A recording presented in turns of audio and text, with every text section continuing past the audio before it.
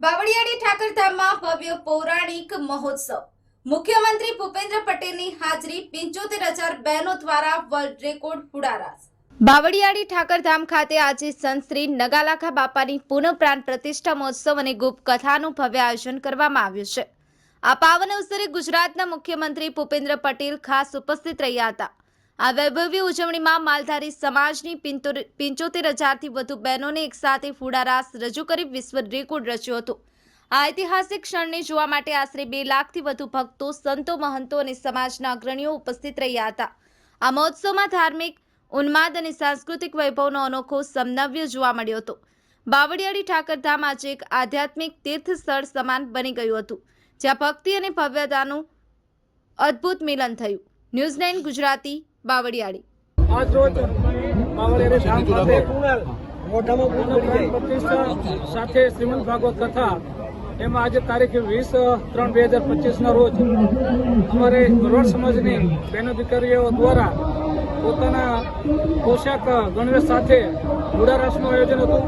એમાં આયોજન અમે 51,000નું કર્યું હતું, પણ સમાજનો ખૂબ ઉત્સાહ અને ખૂબ અવિરત સમાજ અહીં આવી રહ્યો છે. ત્યારે જે 75,000 પ્લસ પણ બહેનો અત્યારે જોઈ રહ્યા છો, અને આજે અહીંયા અમને વર્લ્ડ રેકોર્ડ પણ શ્રી આપણા ગુજરાતના સીએમ ભૂપેન્દ્રભાઈ દ્વારા વર્લ્ડ રેકોર્ડ પણ આપવામાં આવ્યો છે.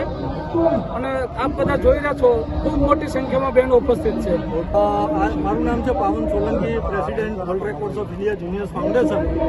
આજે નગાલખા બાપા ધામ એમના પ્રાણ પ્રતિષ્ઠા મહોત્સવ નિમિત્તે શ્રી રામ બાપુ અને એમના ગુરુ શ્રી રઘુ બાપુ એમનું આખું આયોજન હતું. આજે ફુડારાસનું આ એક રેકોર્ડ છે, જેમાં એમનું આયોજન તો 51,000નું હતું, પણ આજે 75,000 પ્લસ બહેનોએ આ ફુડારાસ રમીને વર્લ્ડ રેકોર્ડ કરેલ છે.